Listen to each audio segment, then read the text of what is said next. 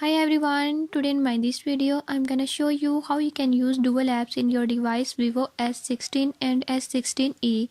In this device I'm gonna show you how you can do it. Before I start, if you are new to my channel, don't forget to subscribe and press bell icon. Watch complete video and learn how you can do it. Let's watch.